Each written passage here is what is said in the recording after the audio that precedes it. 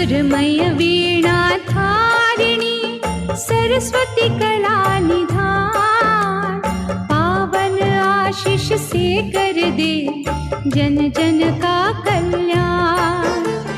विद्या बोध स्वरूपिणी मनमोहक तेरा रूप, हर ले निशा ज्ञान की दे कर धूप। शारदे माँ सुरेश्वरी कर दुखों का अंत, ज्योतिर्मय है जगत में महिमा तेरी अनंत।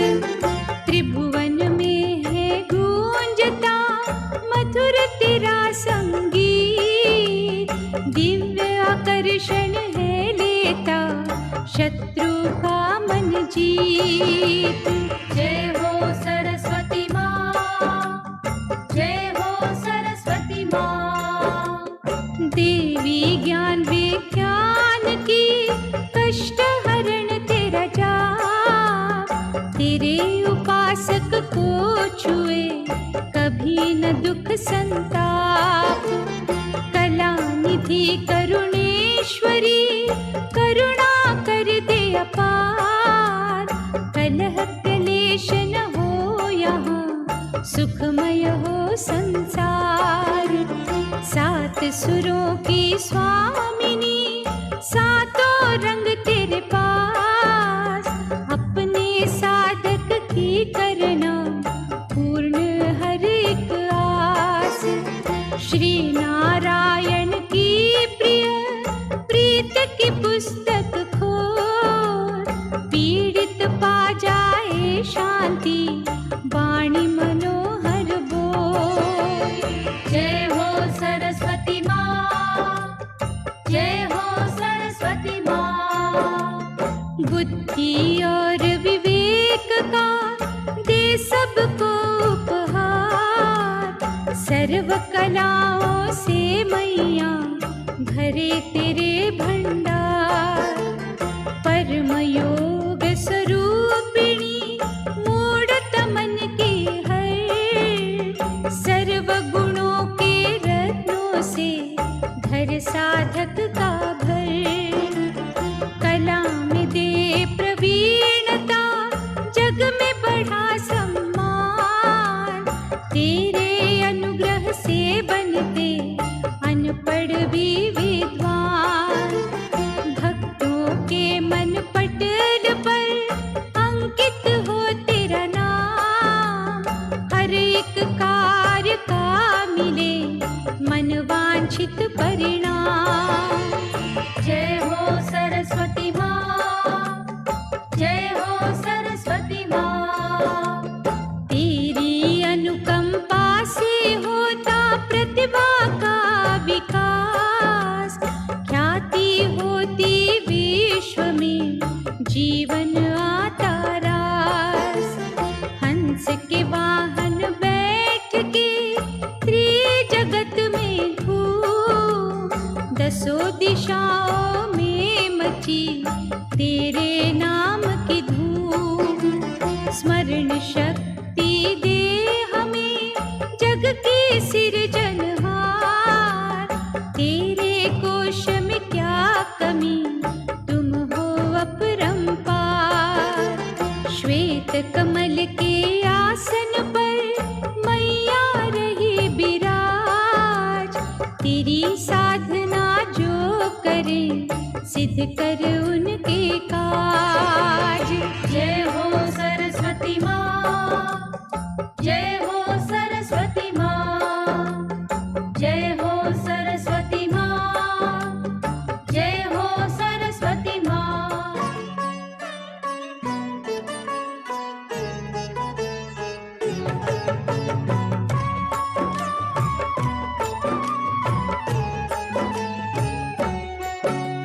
सिद्धि रूप सरस्वती मैया दे दे अनुपम गुणों की छैया, जीवन की उपलब्धियां सारी तेरी दया से पाते पुजारी। राम बाण हर वाक्य तुम्हारा, तुम हो जग की प्राण आधारा। माँ राधारिणी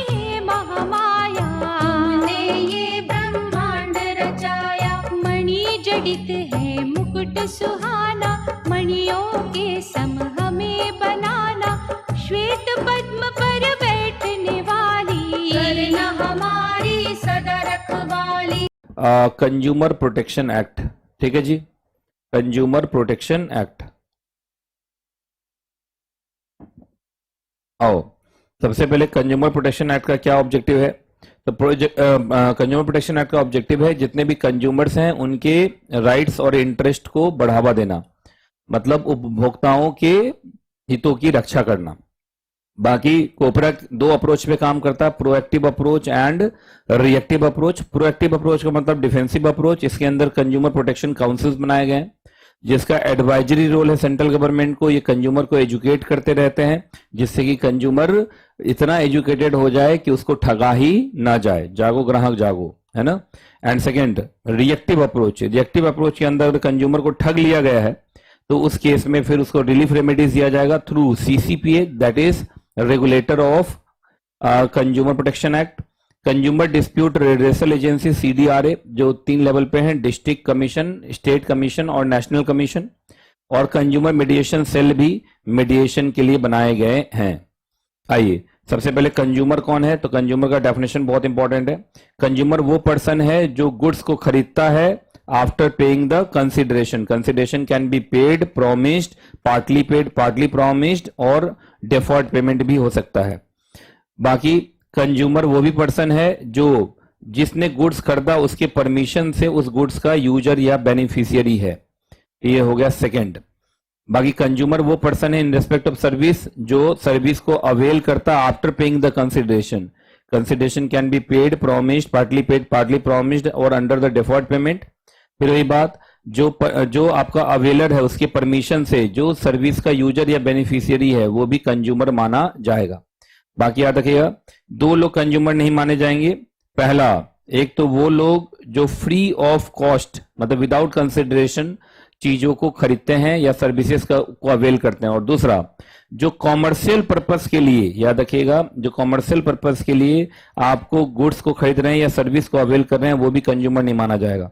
पर कॉमर्शियल पर्पस होने के लिए 2 कंडीशन का सेटिस्फाई होना जरूरी है। एक तो गुड्स खरीदा गया है for profit motive in large scale, और दूसरा सबसे इंपॉर्टेंट ये है कि जो गुड्स खरीदा गया है फॉर प्रॉफिट मोटिव और जो प्रॉफिट मतलब जो प्रॉफिट कमाया जा रहा है जो आपका बिजनेस है वो दोनों सेम हो। There should be a direct nexus between the goods purchased and the profit earn. मतलब आपका बिजनेस और जो गुड्स खरीदा गया है वो दोनों एक दूसरे से कनेक्टेड हो, तभी जाके वो कॉमर्शियल पर्पस माना जाएगा। बाकी कॉमर्शियल पर्पस का एक एक्सेप्शन है, अगर कोई आदमी कॉमर्शियल पर्पस के लिए खरीदता है लेकिन only for the purpose of earning livelihood, वो भी by means of self employment, तो भी वो कंज्यूमर मान लिया जाएगा। तो कंज्यूमर से मिला के 1 2 3 4 5 ये 5 लोग कंज्यूमर माने जाएंगे। आइए डिफेक्ट या डेफिशिएंसी। गुड्स में होता है डिफेक्ट, सर्विस में होता है डेफिशिएंसी। याद रखिएगा कभी भी किसी भी गुड्स या सर्विसेज की क्वालिटी, क्वांटिटी, प्योरिटी या नेचर या मैनर ऑफ परफॉर्मेंस में कोई फॉल्ट है, कोई इम्परफेक्शन है, कोई शॉर्ट कमिंग है, कोई इनएडिक्वेसी है, और याद रखना ये किसी एप्लीकेबल लॉ में कहा गया था कि इतनी क्वालिटी, इतनी क्वांटिटी, इतनी प्योरिटी, इतनी नेचर या मैनर ऑफ परफॉर्मेंस होना चाहिए, या मालूम चला अग्रीड कॉन्ट्रैक्ट के अंदर ये तय हुआ था इतनी क्वालिटी, इतनी क्वांटिटी, इतनी प्योरिटी, इतनी नेचर या मैनर ऑफ परफॉर्मेंस हो, और उसमें कोई फॉल्ट, इम्परफेक्शन, शॉर्ट कमिंग या इनएडिक्वेसी रह गया है तो वो डिफेक्ट या डेफिशिएंसी माना जाएगा। अब ये कंज्यूमर प्रोटेक्शन काउंसिल्स बनाए गए हैं जिनका काम है कंज्यूमर एजुकेशन करते रहना और भारत सरकार को या स्टेट गवर्नमेंट को एडवाइस करते रहना कि कंज्यूमर की हितों की रक्षा कैसे की जाए। 3 लेवल पे बनाया गया consumer protection council, central CPC, state CPC और डिस्ट्रिक्ट सीपीसी। सेंट्रल सीपीसी को बनाया सेंट्रल गवर्नमेंट ने, इसके अंदर एक चेयरमैन होगा, जो यूनियन कंज्यूमर अफेयर मिनिस्टर होगा वही एक्स ऑफिशियो पोजीशन इसका चेयरमैन होगा, और कुछ other official non official member होंगे जो सेंट्रल गवर्नमेंट बताएगा। इनकी साल में 1 मीटिंग होना जरूरी है। स्टेट सीपीसी को स्टेट गवर्नमेंट बनाएगा, इसमें भी एक चेयरपर्सन होगा, जो स्टेट कंज्यूमर अफेयर मिनिस्टर होगा वो एक्स ऑफिशियो इसका चेयरमैन होगा, और कुछ other official non official member होंगे जो स्टेट गवर्नमेंट बताए, और कुछ सेंट्रल गवर्नमेंट के भी नॉमिनी होंगे जो मैक्सिमम 10 हो सकते हैं। इनकी साल में कम से कम 2 मीटिंग होना जरूरी है। डिस्ट्रिक्ट सीपीसी जो आपको स्टेट गवर्नमेंट ही बनाएगा, जो डिस्ट्रिक्ट कलेक्टर या मजिस्ट्रेट होगा वो एक्स ऑफिसियो इसका चेयरमैन होगा, और other official non official member जो स्टेट गवर्नमेंट बताए, इसकी भी साल में कम से कम 2 मीटिंग होनी जरूरी है। अब आइए जो सबसे इंपॉर्टेंट पार्ट है, सारे के सारे केस लॉ करेंगे। अब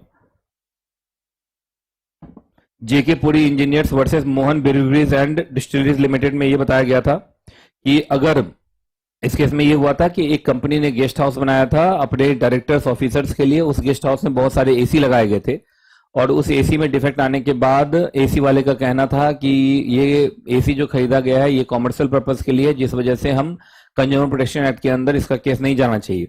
लेकिन कोर्ट ने कहा कॉमर्शियल पर्पस होने के लिए 2 कंडीशन का सेटिस्फाई होना जरूरी है, एक तो प्रॉफिट मोटिव के लिए हो और दूसरा डायरेक्ट नेक्सस हो बिजनेस के साथ। लेकिन उस कंपनी का बिजनेस एसी का नहीं था, तो इसलिए डायरेक्ट नेक्सस एसी और उसके बिजनेस में नहीं मिला, तो ये कॉमर्शियल पर्पस के लिए नहीं माना गया। बाकी यहाँ पे ये भी बात बोला गया था, अगर कॉमर्शियल पर्पस के लिए भी होता लेकिन फिर भी अगर वारंटी के अंदर है तो याद रखना चाहे वो कॉमर्शियल पर्पस के लिए भी हो, लेकिन अगर अभी वारंटी चल रहा है तब तो वो कंज्यूमर है ही। ठीक है जी। दूसरा case Kerala State Electricity Board versus Ravindran. इस केस में क्या हुआ था, इलेक्ट्रिसिटी वोल्टेज में एक काफी वोल्टेज कम आया जिसकी वजह से इलेक्ट्रिक अप्लायंसेस जल गए, बर्बाद हो गए। इस केस में जो केरला स्टेट इलेक्ट्रिसिटी बोर्ड था वो डेफिशिएंट इन सर्विस माना गया। जेनिथ कंप्यूटर वर्सेस वीनस कंप्यूग्राफ में कहा गया था अगर आप कोई भी गुड्स इंडिपेंडेंट डीलर से खरीदते हैं तो आपको उस इंडिपेंडेंट डीलर के खिलाफ ही केस करना है।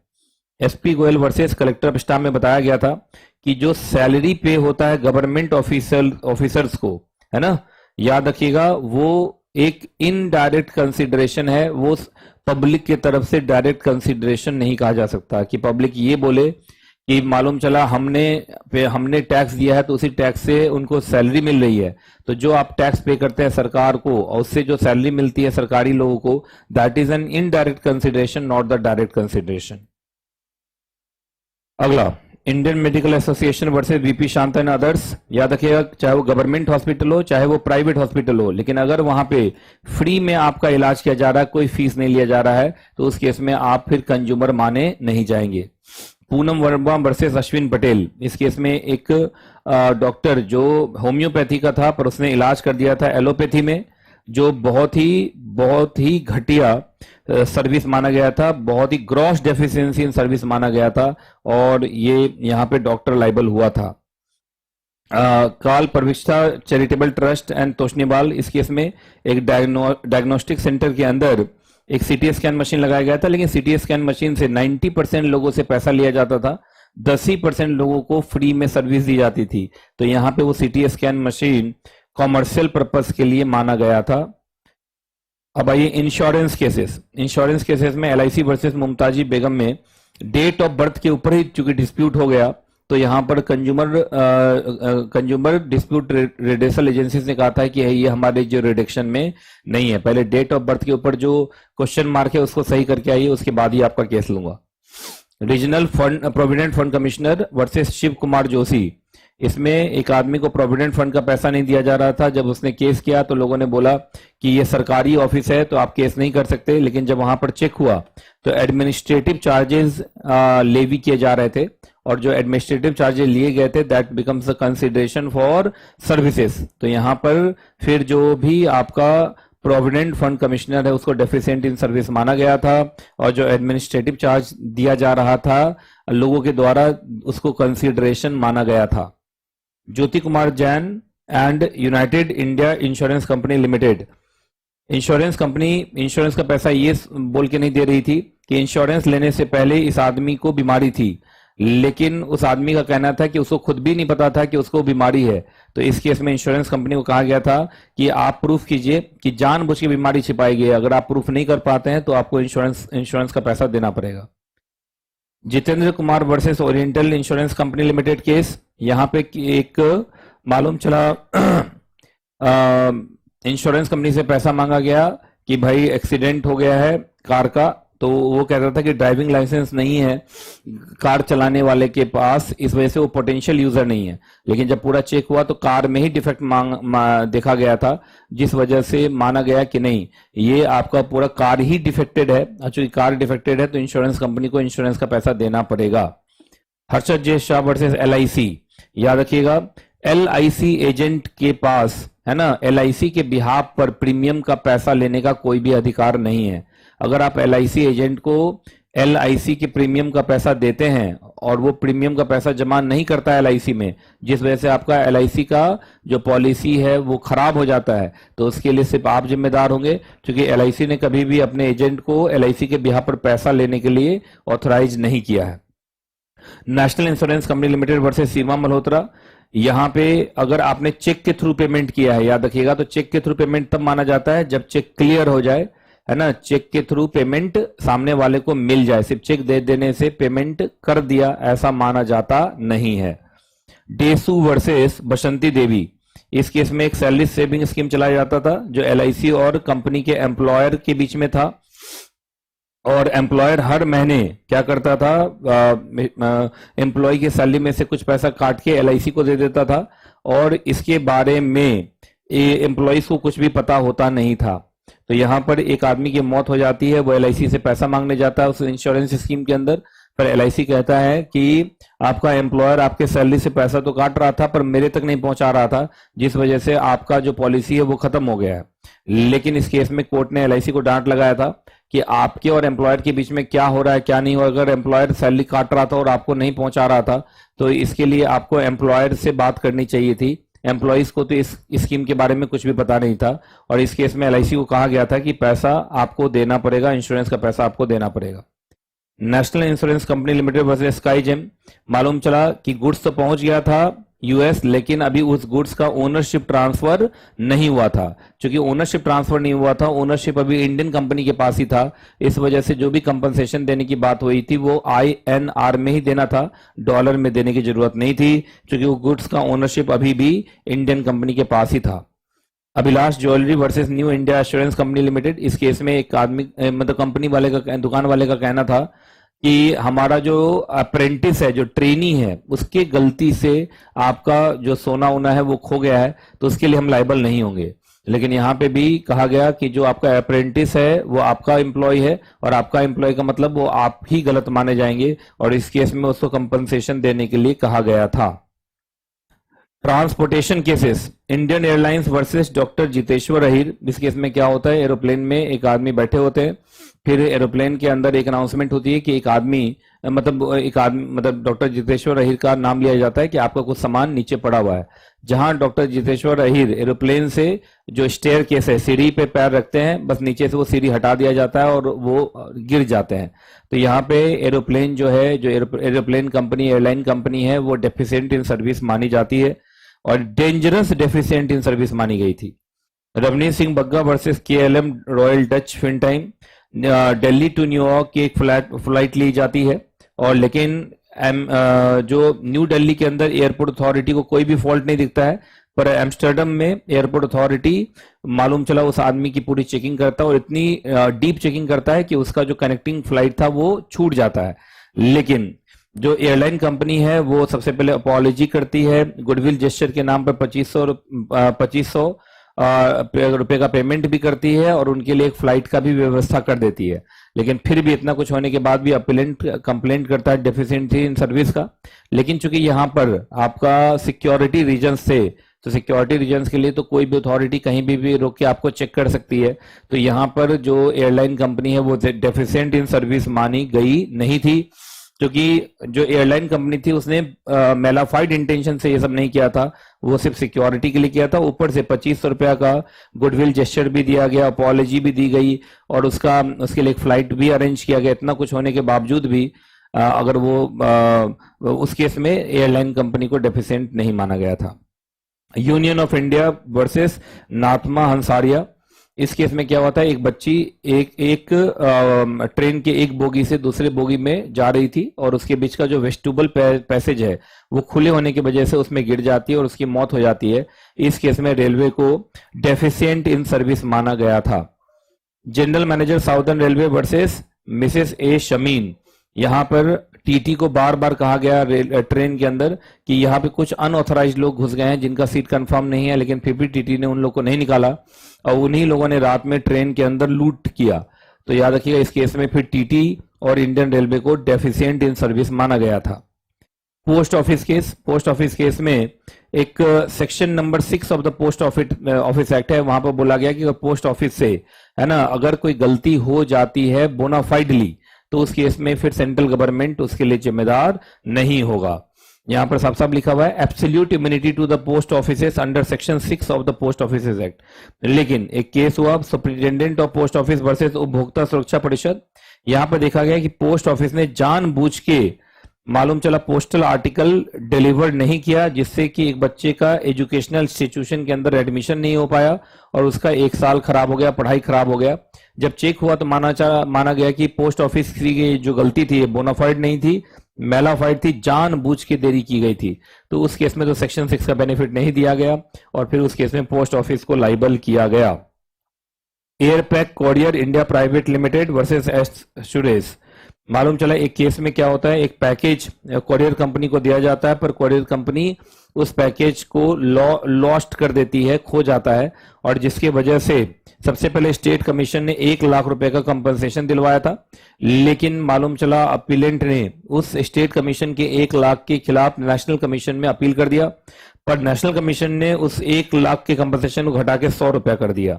बिकॉज आईटा रेगुलेशन, जिससे कि सारी की सारी कॉरियर एजेंसी चलती है, उनका रूल है कि याद रखिएगा, सबसे पहले आप अगर कभी भी कॉरियर करते हैं तो आपको कंटेंट का डिक्लेरेशन करना पड़ेगा, दूसरा आपको उसका इंश्योरेंस भी कराना पड़ेगा, और ये 2 कंडीशन सेटिस्फाइड नहीं है तो मैक्सिमम जो आपका कंपनसेशन है दैट इज ₹100 ओनली।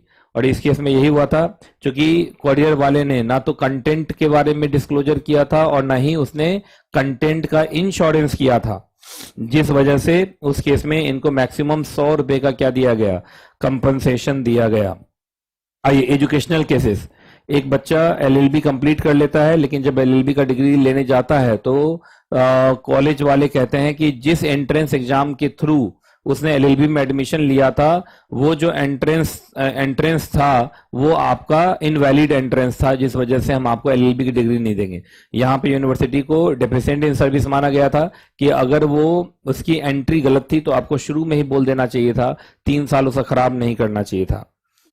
एक केस में इसेबेला theorem college versus Fatima F&D के अंदर एक बच्ची अपने मर्जी से एक कॉलेज को छोड़ के दूसरे कॉलेज में एडमिशन लेती है और पहले वाले कॉलेज से एडमिशन फीस का रिफंड मांगती है, पर पहला वाला कॉलेज एडमिशन फीस का रिफंड नहीं देता है, ये बोल के कि admission fees was the consideration for admission और हमने आपको एडमिशन दिया था तो हम डेफिशिएंट इन सर्विस नहीं है, और इस केस में कॉलेज डेफिशिएंट इन सर्विस नहीं माना गया था।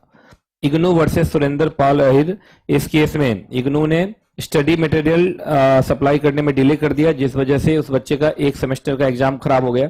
इस केस में इग्नू डेफिशिएंट इन सर्विस माना गया था। शशिकांत कृष्णा जी डोले वर्सेस शिष्ठन प्रसारक मंडली। इस केस में मालूम चला एक स्विमिंग पूल के अंदर एक बच्चे की मौत हो जाती है स्विमिंग क्लास लेते हुए। उस केस में जो स्विमिंग टीचर था और जो स्कूल था वो दोनों को ही डेफिशिएंट इन सर्विस माना गया था। ठीक है, अगला chairman board of examination versus Mohammad Abdul Qadir. देखिए, जो भी यूनिवर्सिटीज या बोर्ड जैसे सीबीएसई बोर्ड है, अगर वो एग्जाम ले रहा है तो वो एक सरकारी काम कर रहा है। आप नहीं कह सकते कि उन्होंने एग्जामिनेशन फीस लेके मैंने उनका सर्विस लिया है या वो सर्विस प्रोवाइडर है या हम उनके कंज्यूमर हैं, आप ऐसा बोल नहीं सकते। ठीक है जी, चलिए अब हमारे ये सारे केस लॉ थे, आशा करता हूं कि कोई ना कोई केस मैच कर जाएगा। चलिए जी आगे स्टार्ट करते हैं। आइए, कंज्यूमर मेडिएशन सेल। आपको याद होगा, एक तो आपका कंज्यूमर डिस्प्यूट रिड्रेसल एजेंसीज होती हैं सीडीआरए, जिनका काम होता है एडजुडिकेशन करना, एक होता है मेडिएशन सेल जिनका काम होता है सेटलमेंट करना। याद रखिएगा, डिस्ट्रिक्ट कमीशन और स्टेट कमीशन के अंदर स्टेट गवर्नमेंट क्या बना देगा, कंज्यूमर मीडिएशन सेल, और सेंट्रल गवर्नमेंट नेशनल कमीशन के साथ क्या जोड़ देगा, सेंट्रल कंज्यूमर मीडिएशन सेल। याद रखिएगा, जो भी कंज्यूमर मीडिएशन सेल हैं वो डिस्ट्रिक्ट कमीशन, स्टेट कमीशन और नेशनल कमीशन के साथ जुड़े रहेंगे, और हर कंज्यूमर मीडिएशन सेल को आपको मेंटेन करना है a list of empanelled mediator, कितने केस वो सेल कितने केस को हैंडल कर रहा है, रिकॉर्ड ऑफ द प्रोसीडिंग्स और एनी अदर इंफॉर्मेशन, और ये क्वार्टरली रिपोर्ट अपने कमीशन को देंगे जिससे वो जुड़े हुए होंगे। चलिए, बाकी आपको याद होगा कंज्यूमर प्रोटेक्शन एक्ट के अंदर प्रोडक्ट लाइबिलिटी एक्शन भी होता है, section number 83। Product liability action product manufacturer भी के ऊपर हो सकता है under 5 situation. Product service providers के ऊपर हो सकता है under 4 situation, and product seller के ऊपर भी हो सकता है अंडर 2 सिचुएशन।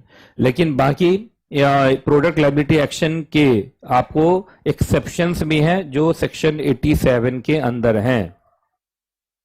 चलिए जी, लीगल मेट्रोलॉजी एक्ट, इसके अंदर बताया गया है, याद रखिएगा, स्टैंडर्ड वेट एंड मेजर। याद रखिएगा, जो स्टैंडर्ड वेट एंड मेजर होगा, अगर लेंथ है तो मीटर में होगा, मास है तो किलोग्राम में होगा, टाइम है तो सेकंड में होगा, इलेक्ट्रिक करंट है तो एम्पियर में होगा, थर्मोडायनेमिक टेम्परेचर है तो केल्विन में होगा, लुमिनस इंटेंसिटी है तो कैंडेला में होगा, और सब्सटेंस है तो मोल में होगा। याद रखिएगा, आप हमेशा सेक्शन नंबर 11 का कहना है, सेक्शन नंबर 11 का कहना है कि आपको हमेशा स्टैंडर्ड जो वेट एंड मेजर है उसी में सामान को बेचना है या उसमें डील करना है। अगर आप ऐसा नहीं करते हैं तो याद रखिएगा उस केस में फिर माना जाएगा कि आपने ऑफेंस कर दिया। बाकी याद रखिएगा सेक्शन 4 का कहना है जितने भी unit of weight and measure होंगे वो सब मैट्रिक सिस्टम बेस्ड होंगे on the international system of units. Penalty for counterfeiting, अगर आप जाली कोई भी चीज जाली बनाते हैं, डुप्लीकेट बनाते हैं, तो याद रखिएगा सेक्शन नंबर 44 का कहना है उस केस में 6 महीने से लेके 1 साल तक की जेल हो सकती है, और दोबारा ये जाली वाला काम करते हुए दिखे तो 6 महीने से लेके 5 साल तक की जेल हो सकती है। रेरा, याद रखिएगा, हर एप्रोप्रिएट गवर्नमेंट को आपको अपने एरिया में real estate regulatory authority RERA बनाना है। बाकी कुछ 2 और मोर स्टेट्स या यूनियन टेरिटरी चाहें तो वो चाहें तो एक सिंगल रेरा से भी काम चला सकते हैं अगर वो छोटे हैं तो, लेकिन अगर वो स्टेट बड़ा है तो वहां पर एक स्टेट के अंदर एक से ज्यादा भी रेरा हो सकता है। रेरा एक बॉडी कॉर्पोरेट होगा, परपेचुअल सक्सेशन होगा, एक कॉमन सील होगा, अपने नाम से प्रॉपर्टी होल्ड कर सकते हैं, अपने नाम से कॉन्ट्रैक्ट कर सकते हैं, अपने नाम से उनके ऊपर केस हो सकता है। रेरा के अंदर एक चेयरपर्सन होगा और कम से कम 2 होल टाइम मेंबर्स होंगे। इन सबका अपॉइंटमेंट एप्रोप्रिएट गवर्नमेंट करेगा। याद रखिएगा, अगर आप कोई भी रियल एस्टेट प्रोजेक्ट को लॉन्च करना चाहते हैं तो अब आपको पहले रेरा से रजिस्टर्ड होना पड़ेगा। बिना रेरा से रजिस्टर्ड हुए हुए रियल एस्टेट प्रोजेक्ट को ना तो आप एडवर्टाइज कर सकते हैं, ना उसकी मार्केटिंग कर सकते हैं, ना उसकी बुकिंग कर सकते हैं, ना उसकी सेलिंग कर सकते हैं, ना आप लोगों को दिखा सकते हैं। जब आप अपने रियल एस्टेट प्रोजेक्ट को रजिस्टर कराने के लिए जाएंगे तो सबसे पहले आपको एप्लीकेशन लगाना है रेरा के पास। फिर एप्लीकेशन के ऊपर रेरा 30 दिन के अंदर फैसला ले लेगा कि वो आपके एप्लीकेशन को अप्रूव करता है कि रिजेक्ट करता है। लेकिन अगर आपके एप्लीकेशन को अप्रूव कर दिया गया तो आपको याद रखिएगा, आपको एक रजिस्ट्रेशन नंबर दे दिया जाएगा, एक लॉगिन आईडी दे दिया जाएगा, एक पासवर्ड दे दिया जाएगा, जिससे कि रेरा के वेबसाइट पर आप अपने उस प्रोजेक्ट के बारे में सारा इंफॉर्मेशन वहां अपलोड कर सकें। और याद रखिएगा, इस एक्ट से कुछ मतलब रेरा से कुछ प्रोजेक्ट एग्जेम्प्टेड है। पहला, कोई भी ऐसा प्रोजेक्ट जिसमें जो लैंड शामिल है वो 500 स्क्वायर मीटर से के बराबर तक है या उससे कम है, मतलब 500 स्क्वायर मीटर से बड़ा नहीं है। जो नंबर ऑफ अपार्टमेंट बनाए जा रहे हैं वो 8 से ज्यादा नहीं है। यही केस रेनोवेशन रिपेयर रीडेवलपमेंट में है। जो रेनोवेशन रिपेयर रीडेवलपमेंट हो रहा है और उसमें जो एरिया इन्वॉल्व है वो 500 स्क्वायर मीटर से ज्यादा नहीं है, या जो नंबर ऑफ अपार्टमेंट है वो 8 से ज्यादा नहीं है। और याद रखिएगा, कोई भी ऐसा रियल एस्टेट प्रोजेक्ट जो रेरा आने से पहले ही जिसको कंप्लीशन सर्टिफिकेट मिल गया हो वो भी रेरा के एम्बिट में नहीं है। याद रखिएगा, एक रीट बनाया जाएगा, रियल एस्टेट अपीलेट ट्राइब्यूनल, जिसका काम होगा रेरा के खिलाफ अपील सुनना। याद रखिएगा, सबसे पहले जो रेरा है, रेरा के पास कंप्लेंट जो होता है उस कंप्लेंट को उनको डिस्पोज ऑफ कर देना है 60 डेज में। लेकिन अगर रेरा के फैसले से आप खुश नहीं है तो रेरा के खिलाफ अपील होगा रीट में, और रीट को भी वो मामला आपको एडजुडिकेट कर देना है 60 दिन के अंदर। तो याद रखिएगा, रीट बनाया जाएगा। रीट को कौन बनाएगा? Appropriate government. बाकी बता दिया, जो एप्रोप्रिएट गवर्नमेंट रीट बनाएगा वो एक या एक से ज्यादा बेंचेस रीट का बना सकता है। हर रीट के अंदर एक जुडिशियल मेंबर होगा और एडमिनिस्ट्रेटिव या टेक्निकल मेंबर में से कोई एक और होगा। बाकी याद रखिएगा, कुछ छोटे स्टेट हैं तो वो एक रीट से ही काम चला सकते हैं। बाकी किसी को भी अगर रेरा या रेरा के एडजुडिकेटिंग ऑफिसर के फैसले से खुशी नहीं है तो वो रेरा के खिलाफ या रेरा के एडजुडिकेटिंग अथॉरिटी के खिलाफ रीट में अपील कर सकते हैं। बाकी बता दिया, रीट के अंदर एक चेयरपर्सन होगा और उसके बाद 2 लोग और होंगे, 2 में से एक जुडिशियल मेंबर होगा और एक टेक्निकल या एडमिनिस्ट्रेटिव मेंबर होगा। तो इसका मतलब रीट में हमेशा कम से कम 3 लोग होंगे। कंपटीशन एक्ट का क्या पर्पस है भाई? तो कंपटीशन एक्ट का पर्पस है फेयर कंपटीशन को बढ़ावा देना और अनफेयर कंपटीशन को डिस्करेज करना।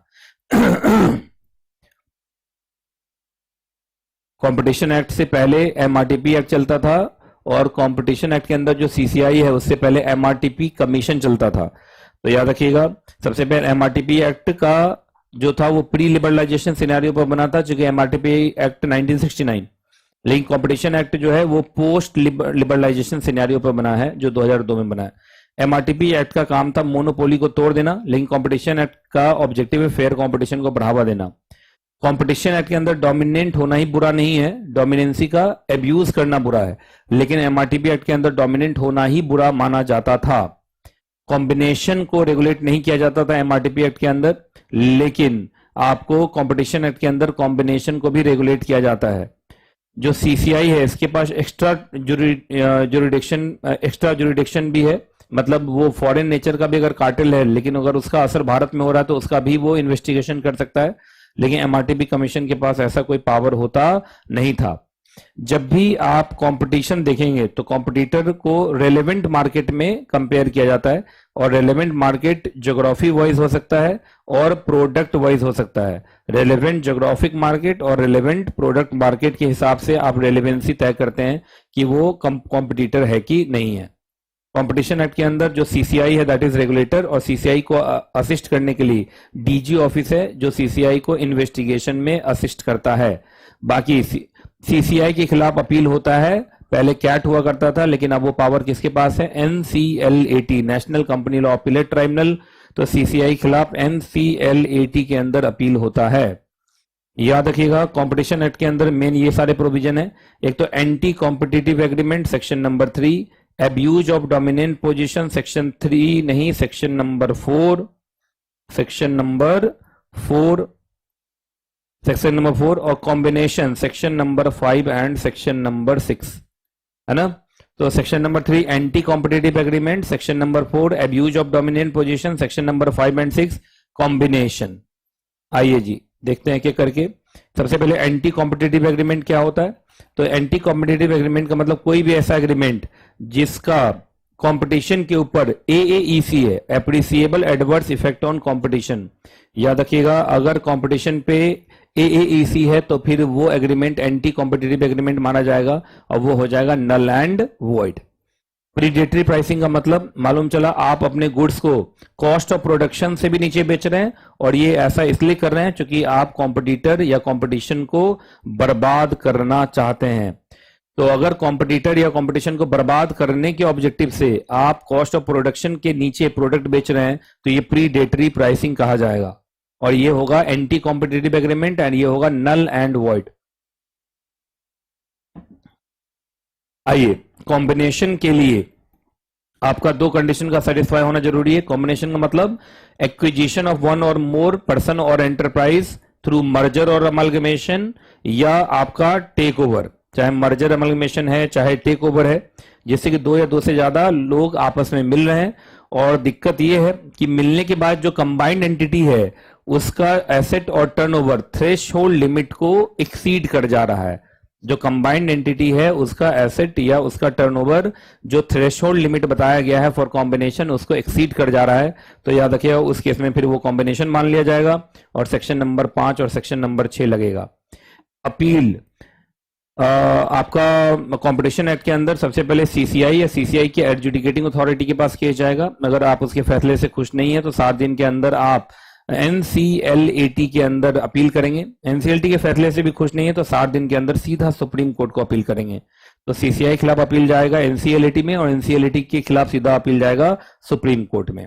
बाकी बता दिया था, अगर एग्रीमेंट का appreciable adverse effect on competition है तो वो फिर एंटी कॉम्पिटिटिव एग्रीमेंट माना जाएगा और सेक्शन 3 की वजह से हो जाएगा null and void.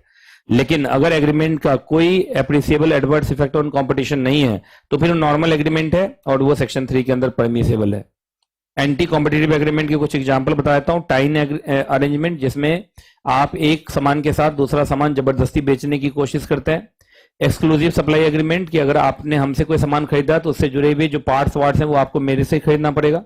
Exclusive distribution agreement कि अगर आपने हमारा एजेंसी लिया है तो आप सिर्फ इसी एरिया तक प्रोडक्ट बेच पाओगे, इस एरिया से बाहर नहीं बेच पाओगे।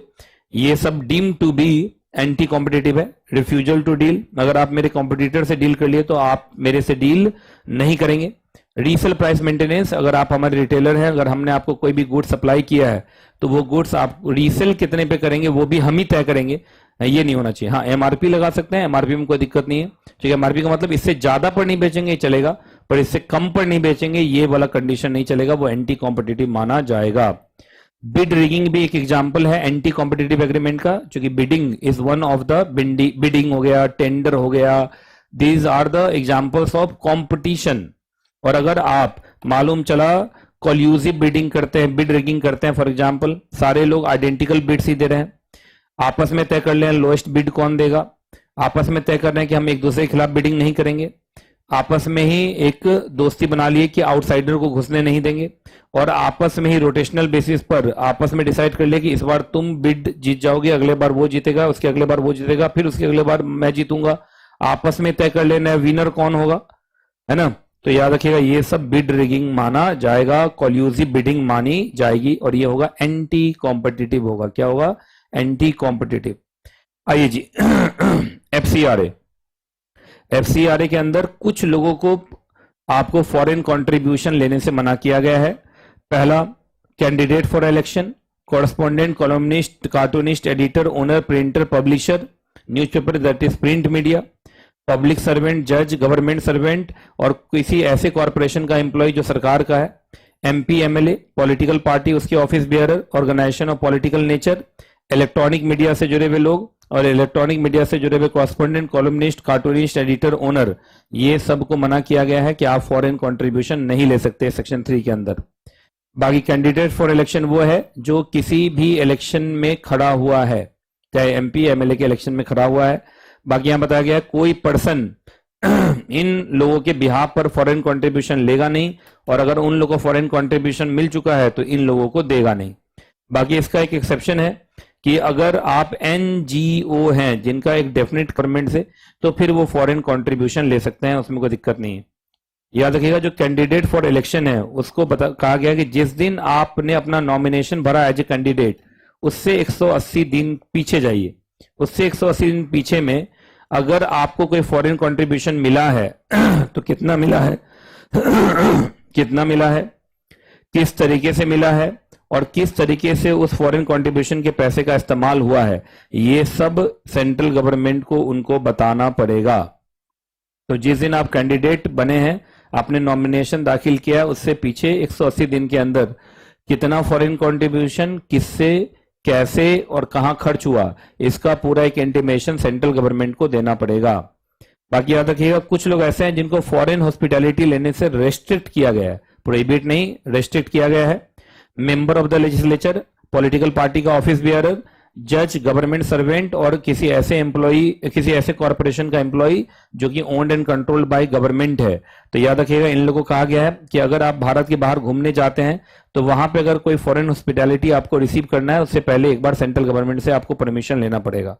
हाँ, लेकिन कोई इमरजेंसी है, मेडिकल इमरजेंसी है, तो आप आराम से फॉरेन हॉस्पिटैलिटी ले लीजिए, लेकिन फिर 1 महीने के अंदर उसका इंटीमेशन फिर सरकार को देना पड़ेगा। आइए, एफसीआरए का पूरा चार्ट बहुत इंपॉर्टेंट है। एफसीआरए बेसिकली 5 चीजों से डील करता है। पहला, अगर फॉरेन कंट्रीब्यूशन का केस है तो फॉरेन कंट्रीब्यूशन को सेक्शन 3 के अंदर 8 कैटेगरी के लोगों के लिए तो प्रोहिबिट ही कर देता है। बाकी सेक्शन नंबर 11 और 12 में एफसीआरए लाइसेंस ले लेते हैं तो एनजीओ को फिर परमिट किया गया कि एफसीआरए लाइसेंस के थ्रू आप कर सकते हैं। और तीसरा है इंटीमेशन, जो कैंडिडेट फॉर इलेक्शन है उसको बताया दिया कि पिछले 180 दिन के अंदर अगर फॉरेन कंट्रीब्यूशन से जुड़ा हुआ इंफॉर्मेशन है तो वो सेंट्रल गवर्नमेंट को इंटीमेट करना पड़ेगा। दूसरा, फॉरेन हॉस्पिटैलिटी, सेक्शन नंबर 6। याद रखिएगा यहां पे प्रोहिबिशन नहीं चलता है, यहां सिर्फ प्रीवियस सेंट्रल गवर्नमेंट अप्रूवल है। 3 कैटेगरी के लोग हैं जो सेंट्रल गवर्नमेंट के अप्रूवल से फॉरेन हॉस्पिटैलिटी ले लेंगे, अदरवाइज नहीं। और बाकी वही मेडिकल इमरजेंसी है तो 1 महीने के अंदर आप इंटीमेशन दे दीजिए। तो आप चाहें तो बिना सेंट्रल गवर्नमेंट को बताए हुए भी, प्रायर इंफॉर्मेशन दिए बिना भी आप इमरजेंसी, मेडिकल इमरजेंसी में तो फॉरेन हॉस्पिटैलिटी ले ही सकते हैं, कोई दिक्कत वाली बात नहीं है। अब ये SEZ एक अलग काटा हुआ एरिया होता है जो ड्यूटी फ्री होता है और जिसको for the purpose of trade and tariff foreign territory माना जाता है। जो भी गुड्स डोमेस्टिक टैरिफ एरिया से जाएगा SEZ के अंदर वो एक्सपोर्ट माना जाएगा, डीम्ड एक्सपोर्ट। और जो भी गुड्स DTA में आएगा फ्रॉम SEZ एरिया वो माना जाएगा डीम्ड इंपोर्ट। तो याद रखिएगा SEZ एक ड्यूटी फ्री इनक्लेव है जहां पे जो डोमेस्टिक टैक्सेशन कानून है वो वहां पे लगते ही नहीं है। SEZ का बहुत सारा एग्जाम्पल है, जैसे export oriented undertaking EOU, EHTP, STP, BTP और अब तो आपका IFSC, ये सब आपका एग्जाम्पल है SEZ एरिया का। ठीक है जी, आइए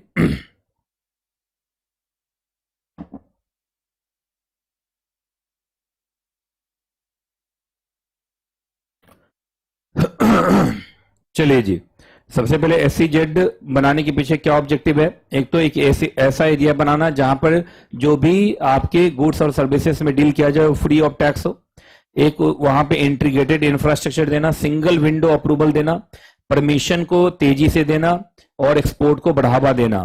SEZ ने कहीं ना कहीं प्रोडक्शन को बढ़ाया है, एक्सपोर्ट को बढ़ाया है और एम्प्लॉयमेंट को जनरेट करने में हमारा मदद किया है। अगर SEZ बनाना है तो SEZ सेंट्रल गवर्नमेंट खुद से बना सकती है, स्टेट गवर्नमेंट भी बना सकती है और एनी अदर पर्सन ज्वाइंटली भी और सिवियरली भी। अगर ज्वाइंटली बोले तो PPP मॉडल पे भी बन सकता है और प्योर सरकार का भी हो सकता है, प्योर आपका प्राइवेट पार्टी का भी हो सकता है। कोई भी पर्सन अगर प्राइवेट पार्टी है, अगर SEZ बनाना चाहता है तो एरिया को आइडेंटिफाई करने के बाद स्टेट गवर्नमेंट को प्रपोजल भेजेगा और स्टेट गवर्नमेंट वो प्रपोजल फिर आपको भेज देगा बोर्ड ऑफ अप्रूवल को। लेकिन तो ये तो प्राइवेट पार्टी हो गया। दूसरा, स्टेट गवर्नमेंट खुद भी अगर किसी एरिया को SEZ में बनाना चाहता है तो उसको भी बोर्ड ऑफ अप्रूवल को वो प्रपोजल भेजना पड़ेगा।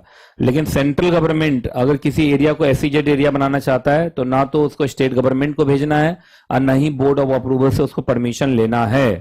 क्लियर है?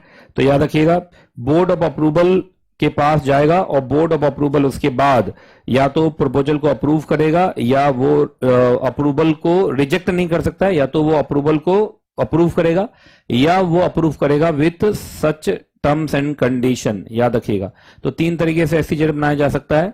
या तो कोई प्राइवेट पार्टी है, अगर प्राइवेट पार्टी है तो उस केस में वो आपको स्टेट गवर्नमेंट को भेजेगा, फिर state government board of approval को भेजेगा। स्टेट गवर्नमेंट खुद है तो स्टेट गवर्नमेंट खुद प्रपोजल बना के बोर्ड ऑफ अप्रूवल को भेजेगा। और अगर सेंट्रल गवर्नमेंट है तो उसको किसी को भेजने की जरूरत नहीं है, उसको किसी को भेजने की जरूरत नहीं है। बाकी बोर्ड ऑफ अप्रूवल या तो अप्रूवल देगा या approval with such terms and conditions देगा, रिजेक्ट नहीं करेगा। याद रखिएगा, अब एक नया SEZ अथॉरिटी बनाया जाएगा। SEZ अथॉरिटी हर SEZ के लिए अलग से। तो जितने भी पुराने अथॉरिटीज थे वो पुराने अथॉरिटीज खत्म हो जाएंगे और हर SEZ एरिया के लिए एक SEZ अथॉरिटी बनाया जाएगा। जैसे IFSC एरिया के लिए IFSCA बना दिया गया, ऐसे ही हर SEZ एरिया के लिए एक अलग से SEZ अथॉरिटी बनाया जाएगा। जो SEZ अथॉरिटी है वो एक बॉडी कॉर्पोरेट होगा जिसका परपेचुअल सक्सेशन होगा, कॉमन सील होगा, है ना। अपने नाम से प्रॉपर्टी होल्ड कर सकते हैं, अपने नाम से उनके ऊपर केस हो सकता है, अपने नाम से वो केस कर सकते हैं। बाकी जो SEZ अथॉरिटी होगा उसका क्या क्या काम होगा। सबसे पहले जिस SEZ एरिया के लिए उसको SEZ अथॉरिटी बनाया गया उसका डेवलपमेंट, उसका ऑपरेशन, उसका मैनेजमेंट देखना, उसके इंफ्रास्ट्रक्चर को डेवलप करना, वहां पे एक्सपोर्ट को बढ़ावा देना, उसके फंक्शनिंग और परफॉर्मेंस का ध्यान रखना, वहां पे service charge, user charge, fees, rent, ये सब वसूलना और सच अदर फंक्शन जो प्रेस्क्राइब किया जाए, ये सारा काम उनका होगा। फॉरेन ट्रेड पॉलिसी 2023, इसका क्या क्या ऑब्जेक्टिव है। सबसे पहले ये प्रोसेस को री इंजीनियरिंग और चीजों को ऑटोमेट करने के लिए और ईज ऑफ डूइंग बिजनेस करने के लिए, और खासकर इनका ऑब्जेक्टिव होता है एक्सपोर्टर्स को बढ़ावा देना। ये एक स्टेबल और सस्टेनेबल पॉलिसी एनवायरनमेंट देना चाहते हैं जिससे फॉरेन ट्रेड को बढ़ावा मिले। इनका ध्यान एस्कोमेट के ऊपर है और एक्सपोर्ट प्रमोशन के ऊपर है, डिस्ट्रिक्ट के ऊपर, स्टेट के ऊपर है। उसके बाद एक वन टाइम एमनेस्टी स्कीम भी लेके आएंगे जिससे जितने ओल्ड पेंडिंग ऑथराइजेशन है, जितने केसेस हैं उसको खत्म किया जाए और फिर नए सिरे से काम किया जाए। ये टाउन ऑफ एक्सपोर्ट एक्सेलेंस बनाएंगे, स्टेटस होल्डर स्कीम लेके आएंगे और ईपीसीजी स्कीम के अंदर और चीजों को बढ़ाएंगे, है ना। तो ये सारा कहानी आपका फॉरेन ट्रेड पॉलिसी के अंदर होता है। एग्जाम में सब पे शॉर्ट नोट आता है, डिस्ट्रिक्ट को अब क्या बनाना है, एक्सपोर्ट हब बनाना है। तो जिस भी डिस्ट्रिक्ट के अंदर एक्सपोर्ट पोटेंशियल है, हर डिस्ट्रिक्ट को एक्सपोर्ट हब बनाने की कोशिश करना है। हर डिस्ट्रिक्ट के अंदर एक डिस्ट्रिक्ट एक्सपोर्ट प्रमोशन कमेटी बनाई जाएगी जिसका चेयरमैन उस डिस्ट्रिक्ट का कलेक्टर डीएमडीसी होगा, को चेयरमैन डीजीएफटी का रीजनल अथॉरिटी होगा और भी स्टेक होल्डर और मेंबर होंगे। इन सबों को स्पेसिफिक एक्सपोर्ट एक्शन प्लान बनाना है हर डिस्ट्रिक्ट का, और इनको कम से कम हर डिस्ट्रिक्ट से 2 या 3 हाई पोटेंशियल प्रोडक्ट या सर्विसेज ढूंढना है और उसके लिए प्लान बनाना है कि इसको कैसे एक्सपोर्ट किया जाए। ईपीसीजी स्कीम, ये बहुत इंपॉर्टेंट ईपीसीजी स्कीम है, इसको अच्छे से कर लीजिएगा, इस पर एग्जाम में हमेशा क्वेश्चन आता है, याद रखिएगा। ये फैसिलिटेट करते हैं कि आप कैपिटल गुड्स का इंपोर्ट करो, हम आपको पर कैपिटल गुड्स का इंपोर्ट करो, हम ड्यूटी फ्री इंपोर्ट होने देंगे, इंपोर्ट ड्यूटी आपसे नहीं लेंगे, बशर्ते कि इस कैपिटल गुड्स से भारत में आप मैन्युफैक्चरिंग कीजिए और उस मैन्युफैक्चर्ड गुड को आप एक्सपोर्ट कीजिए। तो यहां पर इन्होंने साफ बोल दिया, आप इंपोर्ट कीजिए कैपिटल गुड्स को एट 0 कस्टम ड्यूटी, इवन आपसे कोई हम आपसे जीएसटी वेस्टी भी नहीं लेंगे, है ना। आप चाहें तो एक्सपोर्ट करने के लिए जरूरी नहीं है कि बाहर से इंपोर्ट करें, इंडिजिनस सोर्स से भी आप कैपिटल गुड्स उठा सकते हैं। अब कैपिटल गुड्स का मतलब क्या है भाई, तो कैपिटल गुड्स का मतलब जो कैपिटल गुड्स बताया गया है चैप्टर नंबर 11 में, computer system, software, spare, mould, dies, jigs, जो कैटलिस्ट है, ये सब को माना गया है कैपिटल गुड्स।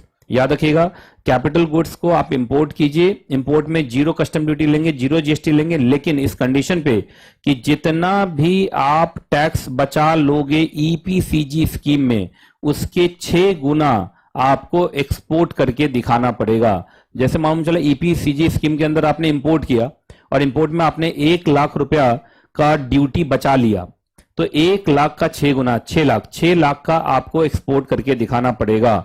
और याद रखिएगा, ये जो 6 टाइम्स है, ये 6 साल में करना है, इसका मतलब 6 गुना 6 साल में करना है। तो इसलिए एक एवरेज एक्सपोर्ट ऑब्लिगेशन भी आप पर लगाया जाएगा, ऐसा नहीं कि 6 साल के बाद ही चेक किया जाएगा। जैसे 1 साल कंप्लीट हो गया तो 1 गुना हो जाना चाहिए था, 2 साल कंप्लीट हुआ तो 2 गुना एक्सपोर्ट हो जाना चाहिए था। और याद रखिएगा, ये जो भी ऑथराइजेशन मिलेगा ये 24 मंथ के लिए वैलिड रहेगा और रीवैलिडेशन अलाउड नहीं है। तो मैं बार बार बोल रहा हूं, ईपीसीजी स्कीम के अंदर 0 कस्टम ड्यूटी पर आप इंपोर्ट कर सकते हैं प्रोवाइडेड, लेकिन 6 गुना एक्सपोर्ट ऑब्लिगेशन आपका रहेगा। कुछ याद रखिए, पीएम मित्रा, उसको भी ईपीसीजी स्कीम के अंदर लाया गया है।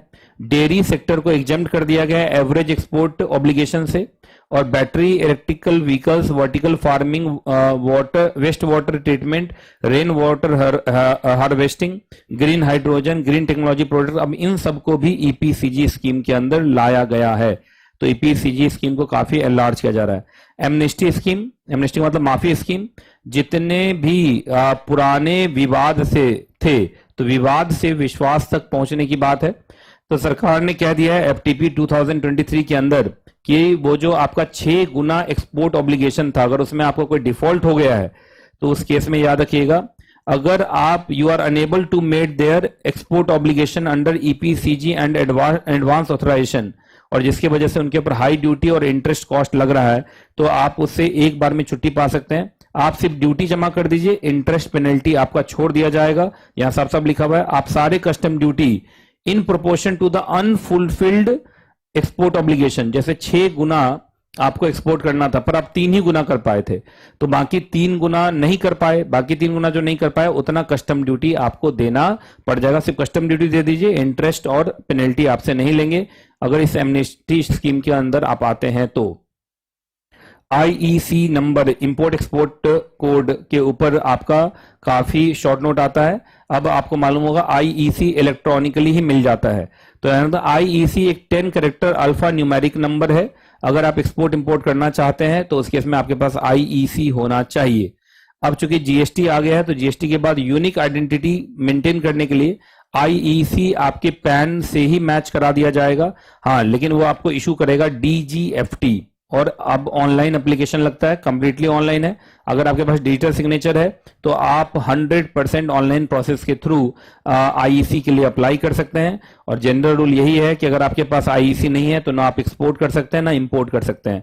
लेकिन सबसे इंपॉर्टेंट, कुछ कैटेगरीज ऑफ इंपोर्ट एक्सपोर्ट ऐसे हैं जो आईईसी से एग्जम्प्टेड है, मतलब उनके पास अगर आईईसी नहीं है तो भी वो इंपोर्ट एक्सपोर्ट कर पाएंगे। पहला, ऐसा इंपोर्टर जो clause 3 sub clause 1, clause 3 sub clause 2 of foreign trade exemption from application approval in certain cases order में अगर फॉल करते हैं तो उनको आईसी लेने की जरूरत नहीं है। सरकार, चाहे सेंट्रल गवर्नमेंट हो या स्टेट गवर्नमेंट हो, उसके डिपार्टमेंट्स हो, उनकी मंत्रालय हो, उन सबों को भी आईसी लेने की जरूरत नहीं है। पर्सनल यूज के लिए कोई सामान ला रहे हैं जो ट्रेड के लिए नहीं है तो उसके लिए भी आईसी की जरूरत नहीं है। अब आइए स्टेटस होल्डर। स्टेटस होल्डर वो लोग हैं जिन्होंने इंटरनेशनल ट्रेड और फॉरेन ट्रेड और एक्सपोर्ट में अपने का एक्सेलेंस साबित किया है। याद रखिएगा, अगर आप चाहते हैं कि आपको स्टेटस मिले तो उसके लिए करंट ईयर और पिछला 2 साल सब मिला के कितना साल हो गया, 3 साल, 3 साल का आपका एक्सपोर्ट परफॉर्मेंस देखा जाएगा। और एक्सपोर्ट परफॉर्मेंस जो होगा वो एफओबी के हिसाब से तय होगा, FOB freight on board, free on board, ठीक है जी। और याद रखिएगा, इंडियन रुपीज में है तो उसको आपको एक्सचेंज, जैसे आपका डॉलर है, यूएस डॉलर है, उसको कन्वर्ट करना है as per the exchange rate specified by the CBIC, central board of indirect taxes and custom. और याद रखिएगा, पिछले 3 साल का आपका एक्सपोर्ट आपका परफॉर्मेंस चेक होगा। अगर याद रखिएगा पिछले 3 साल में आपका जो एक्सपोर्ट परफॉर्मेंस है वो $3 मिलियन है तो आपको 1 स्टार एक्सपोर्ट हाउस कहा जाएगा। 3 के बाद $15 मिलियन है तो 2 स्टार, $50 मिलियन है तो 3 स्टार, $200 मिलियन है तो 4 स्टार, और $800 मिलियन का एक्सपोर्ट परफॉर्मेंस है तो 5 स्टार, ठीक है जी। आइए, एक्सपोर्ट क्रेडिट एजेंसीज, इनका काम होता है कि ये आपको इंश्योरेंस का भी फैसिलिटी देते हैं, गारंटी का भी, और बहुत बार वो लोन भी देते हैं। तो भारत में एक कंपनी है export credit guarantee corporation of India limited, जो आपको एक्सपोर्ट क्रेडिट एजेंसी का काम करती है। बहुत बार ये पेमेंट फेलियर की वजह से जो लॉस हो जाता है उसमें प्रोटेक्शन देते हैं थ्रू इंश्योरेंस। और याद रखिएगा, एक और EXIM bank, export and import bank of India, वो भी एक दूसरा आपका ईसीए है। तो पहला तो हो गया ईसीजीसी और दूसरा हो गया एक्जिम बैंक, क्लियर है। अगला, एस्कोमेट लिस्ट। एस्कोमेट लिस्ट एस्कोमेट का फुल फॉर्म है special chemical organism material equipment and technology. याद रखिएगा, ये स्पेशल इसलिए है क्योंकि इनका डुअल यूज होता है। डुअल यूज का मतलब एक तो सिविलियन यूज है और दूसरा उसका use weapon of mass destruction में भी किया जा सकता है। तो या तो ये प्रोहिबिटेड होगा या ये परमिटेड होगा। तो याद रखिएगा, एस्कोमेट में ध्यान रखना पड़ता है हमें क्योंकि इनका डुअल यूज है। अगर आप इसका एक सही इस्तेमाल भी हो सकता है और गलत इस्तेमाल भी हो सकता है। अब आइए फेमा। फेमा के अंदर सबसे पहले पीआरआई का डेफिनेशन याद रखिए। पीआरआई वो पर्सन है जो पिछले साल during the course of preceding financial year India में दिखाई दिया है 183 डेज और मोर। एक क्राइटेरिया और है, जो इसी साल भारत में आया है लेकिन नौकरी करने के लिए आया है, बिजनेस और वोकेशन करने के लिए आया है, या किसी भी ऐसे पर्पस के लिए आ रहा है जिससे उसका इंटेंशन पता चल रहा है कि भारत में काफी दिन रहने वाला है, तो उस केस में तो चाहे वो 183 डेज ना भी रहा हो तो भी वो पीआरआई मान लिया जाएगा। बाकी पीआरआई कौन नहीं माना जाएगा? अगर पिछले साल आप 183 डेज से कम दिखाई दिए हैं या भारत के बाहर गए हैं नौकरी करने के लिए, बिजनेस और वोकेशन करने के लिए, या किसी भी ऐसे पर्पस के लिए जो देख के लग रहा है कि भारत के बाहर आप काफी दिन रहने वाले हैं। और जो पीआरआई नहीं है वो पीआरओआई है। एनआरआई होने के लिए पहले तो आपका इंडियन सिटीजन होना जरूरी है।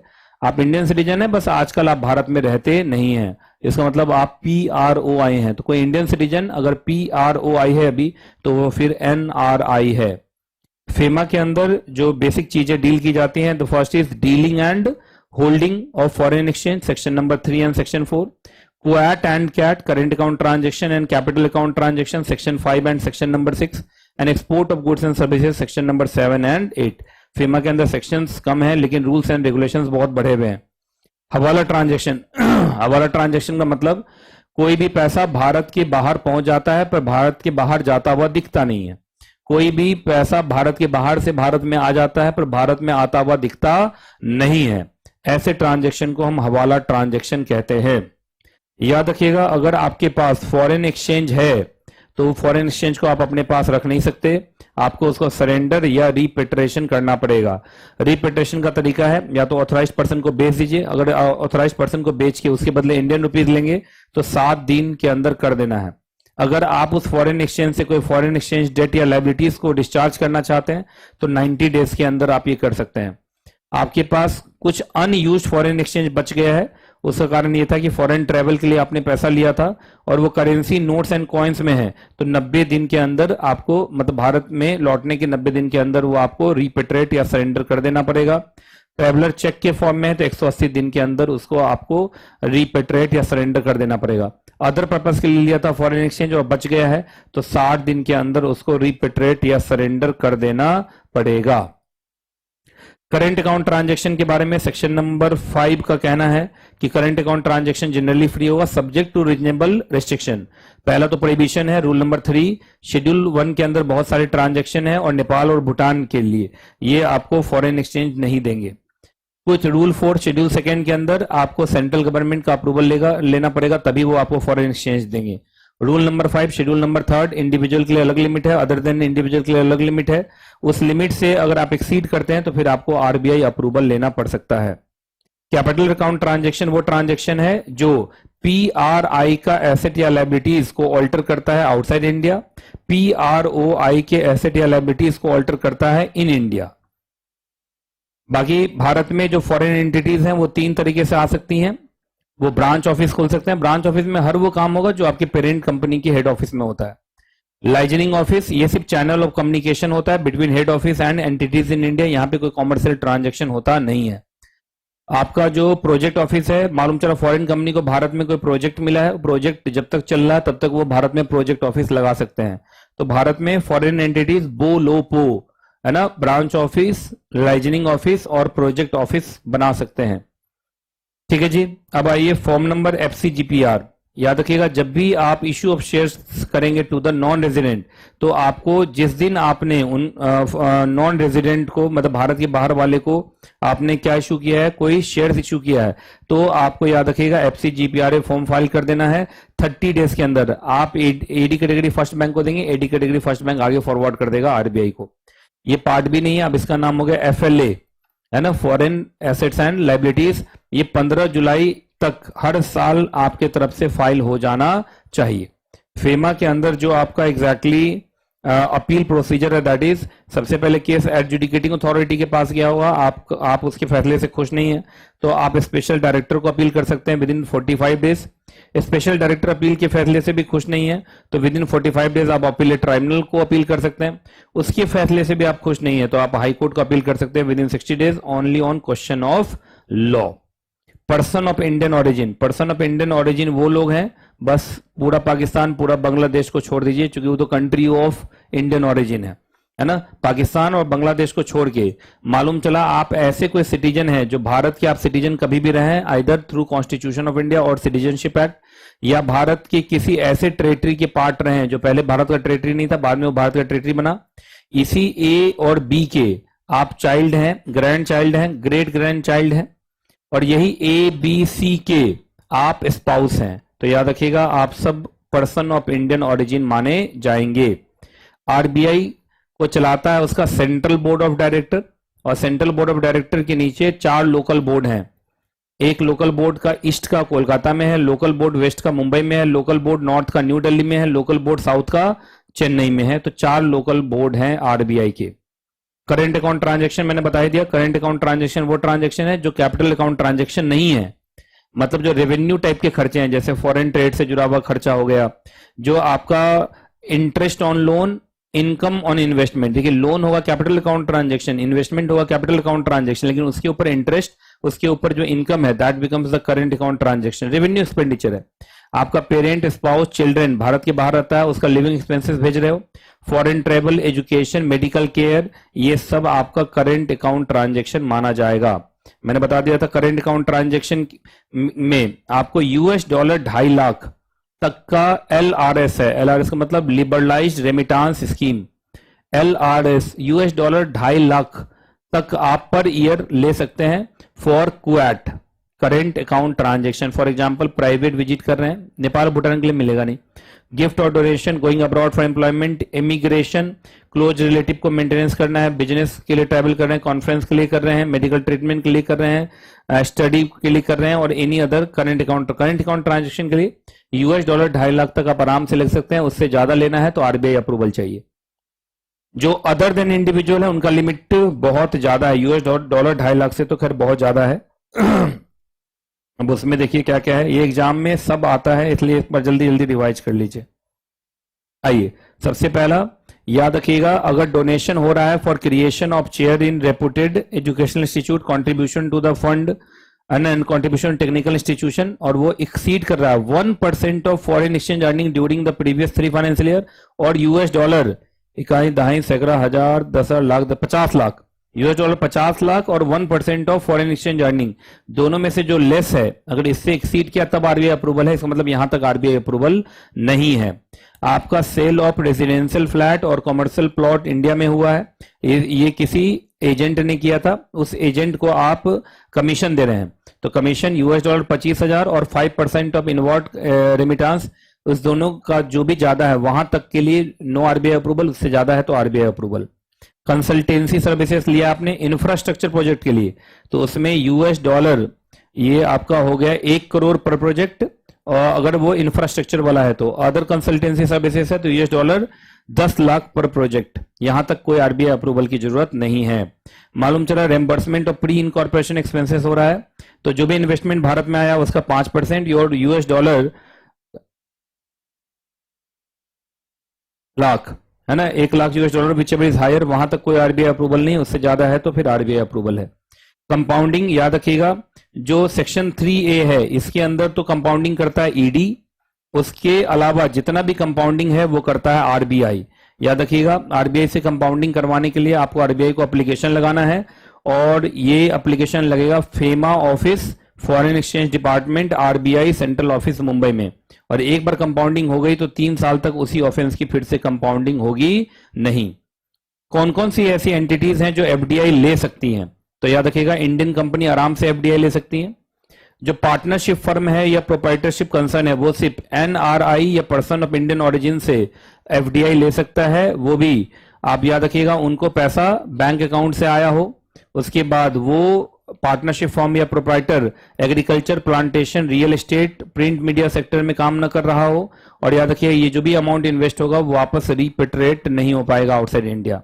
वेंचर कैपिटल फंड या कोई भी इन्वेस्टमेंट व्हीकल, कोई भी पूल्ड इन्वेस्टमेंट व्हीकल है ना, ये सब भी ले सकते हैं, प्रोवाइडेड कि इन सबको से परमिशन लेना पड़ेगा, और इसमें पैसा लगाने वाले फॉरेन वेंचर कैपिटल इन्वेस्टर्स होंगे। याद रखिएगा, जो फॉरेन वेंचर कैपिटल फंड को छोड़ के बाकी अदर ट्रस्ट में एफडीआई अलाउड नहीं है।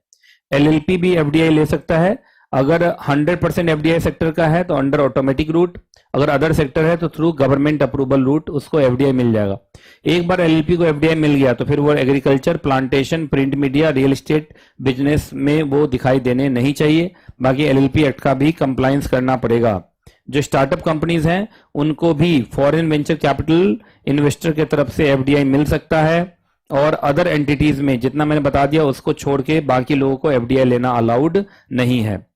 आप जब भी एफडीआई लेंगे तो आपको सबसे पहले फॉर्म नंबर एफसीजीपीआर फाइल करना है, फॉर्म नंबर एफएलए फाइल करना है, जो मैंने बता दिया था 15 जुलाई तक हर साल जाता है। एफसीजीपीआर तो इवेंट बेस्ड है, जब भी आप सिक्योरिटी इशू करेंगे टू द नॉन रेजिडेंट तो ये आपको एफसीजीपीआर 30 डेज के अंदर फाइल कर देना है।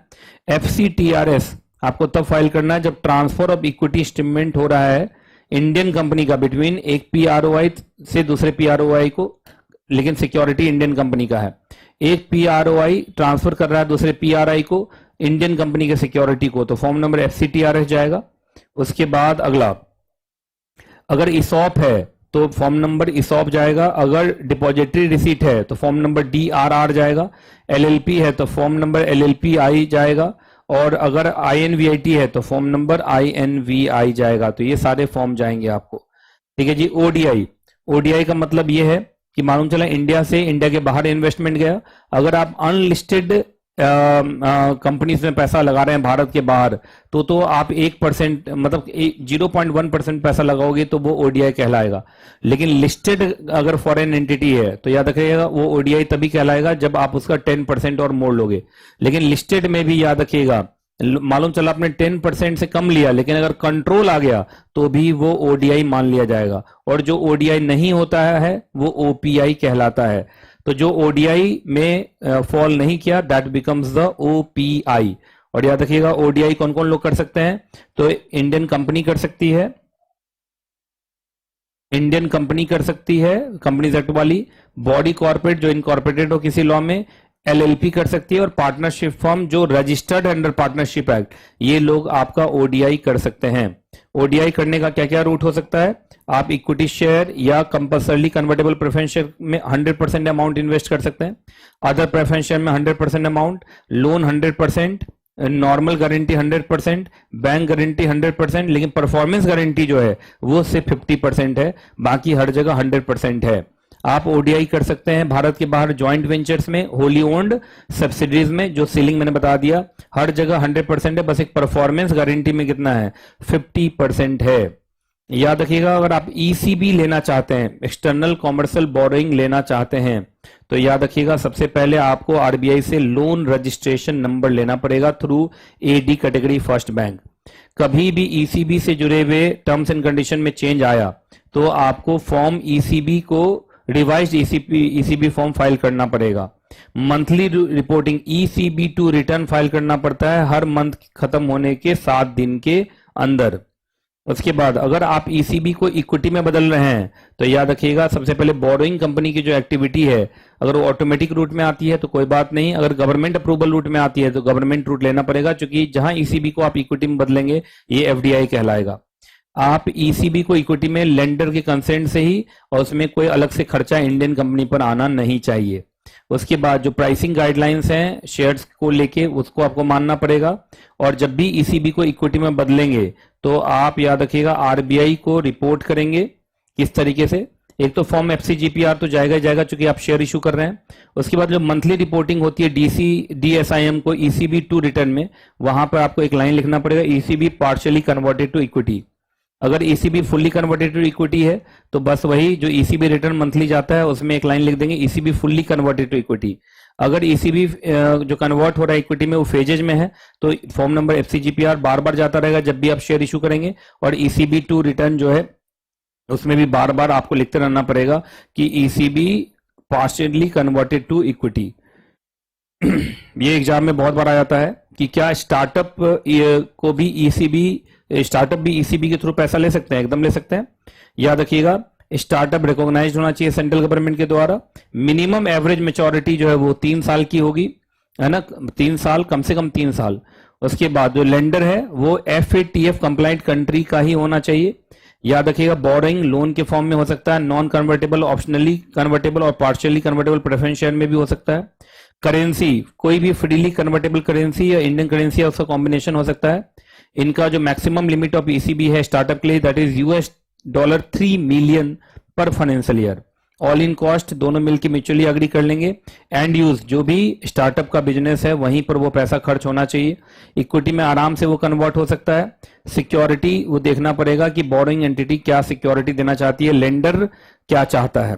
कन्वर्जन रेट जो है वो मार्केट रेट के हिसाब से कन्वर्जन होगा, और अदर प्रोविजंस जो नॉर्मल ईसीबी पे लगते हैं वही इनके ऊपर भी लगेंगे। अब आइए intellectual property rights. Intellectual property rights के बारे में पढ़ते हैं जो आईपीएल वाला पार्ट है। बाकी आईपीएल मैंने बहुत बढ़िया से 5 दिन में day 1, day 2, day 3, day 4, day 5 में एकदम रिवीजन मैराथन शानदार करवाया था, line by line, word by word. And I hope वो आपने कर लिया होगा। अगर आपने कर लिया है तो 40 में 40 आपके पक्के हैं, क्योंकि मैंने पूरा आईसीएसआई मॉड्यूल ही पढ़ा दिया था। और आईसीएसआई मॉड्यूल से बाहर तो क्वेश्चन आएगा नहीं, इतना तो आईसीएसआई कम से कम शरीफ है कि आईसीएसआई मॉड्यूल से वो बाहर क्वेश्चन नहीं पूछेंगे। तो अगर आपने day 1, day 2, day 3, day 4, day 5 ये सारा का सारा मेरा वीडियो यूट्यूब पे है, अगर बच्चों ने कर लिया एक बार जरा बोलो तो 1 मिनट रुक के पूछ लूं मैं कि कितने लोगों ने कर लिया है, जरा बताइए। Day 1, day 2, day 3, day 4, day 5 5 दिन में मैंने 40 मार्क्स का आईपीएल, लंबी लंबी classes, revision classes, marathon classes लेके पूरा किया था। और मैं बार बार कह रहा था सारे बच्चों को कर लेना कर लेना कर लेना। एक बार जल्दी से टाइप करके बताइए तो आपने किया है कि नहीं किया है। अगर वो आपने कर लिया, पूरा ICSI मॉड्यूल है इस बार, उसमें कोई छांटा उटा नहीं गया है ना, पूरा का पूरा एग्जैक्टली आपका है। तो चलिए उसमें से थोड़ा बहुत मैंने फिर भी उठा लिया है ना, और उसको शुरू करते हैं, है ना। 1 मिनट का रेस्ट है। जो बच्चे ने वीडियो को लाइक नहीं किया एक बार वीडियो को लाइक कर दीजिए, क्योंकि मेहनत को सलाम है और वीडियो को लाइक है। और मैंने वादा किया था कि 6:30 बजे तक मैं आपको फ्री कर दूंगा, तो 6:30 बजे तक मैं आपको फ्री कर दूंगा, आप चिंता मत करो। आईपीएल जो मैं करा रहा हूं ये तो खैर बहुत छोटा सा है, लेकिन जो day 1, day 2, day 3, day 4, day 5 में कराया था, दैट वाज वेरी इंपॉर्टेंट। अगर आपने उसको इंटू 2 के स्पीड पे भी सुना होगा तो आपका काम बन गया होगा।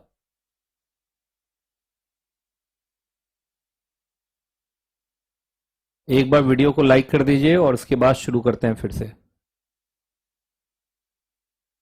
चलो बहुत सारे बच्चे बोल रहे हैं, तनु सिंह, अभिनव कौशिक, है ना, अभिनव कौशिक लिख रहे हैं कितना है सर, बिल्कुल।